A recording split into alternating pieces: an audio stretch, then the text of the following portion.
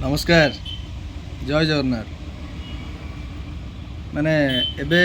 बड़ समस्या राज्य रे बा आम खोर्धा जिले सब बड़ समस्या माने आम पंचायत बा आम सोसाइटी नुह प्रायतः खोर्धा जिले ये समस्या माने बड़ समस्या है चाषी धान देखु मो पछपटे एटा मोर किसी धान थुआई बा आउ किसी भी धान अच्छी माने आमर ये वर्ष जाकर मेहनतर कमे तो किंतु बड़ दुख विडंबनार विषय माने आज है जनवरी 21 तारीख आर वर्ष गत वर्ष जनवरी 21 तारीख बेलू माने आमे प्रायतः धान 50% बा मंडीर 50% धान प्रायतः उठी सारी बा सरकार किणी नहीं किंतु ए वर्ष मंडी टोकन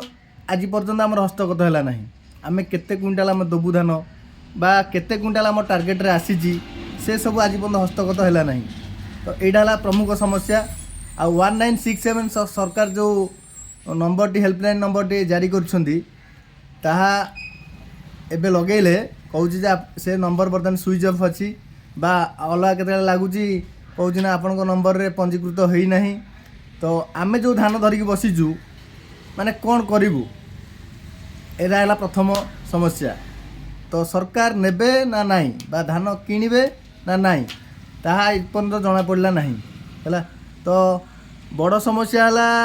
कटनी चटनी सरकार एपटे कहते जे कटनी चटनी हेनी किंतु माने अघोषित कटनी चटनी चली आपण आम जिलार जेकोसी सोसाइटी की जातु बा सरकार या गोटे स्क्वाड टीम गठन करूँ तो ये टीम जिते जाकि पहुँच चाषी मतामत नब कटनी चटनी होची ना नाई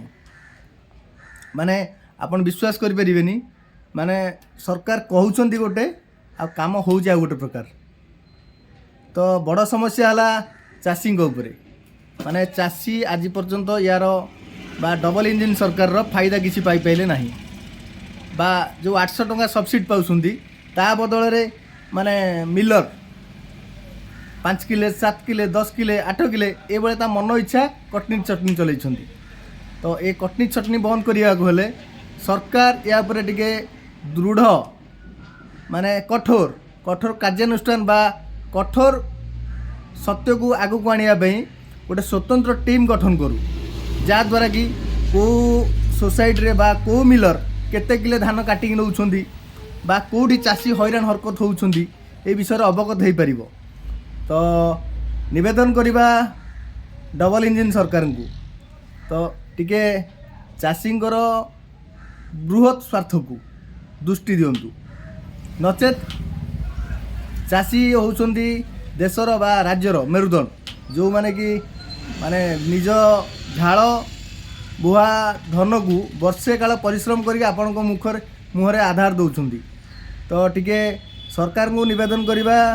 तो समस्ते बा समस्त चाषी को ए बाबद में क्लीयरेंस करूँ चाषी टोकन केमती जल्दी जल्दी मिल पार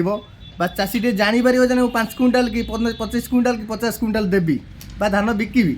बोली कन्फर्म हम जहाँ तो माने हाथी उपद्रव है अलग कथा बारहा जहाँ नष्ट कला अलग कथा जहाँ माने चाषी यार क्षतिपूरण पाइला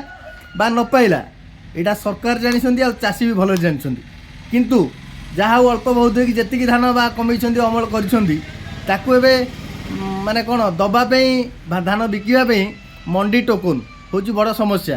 तो या सरकार ध्यान दिंतु आउ चाषी बृहत स्वार्थ को गुरुत्व सहकार नि रही नमस्कार।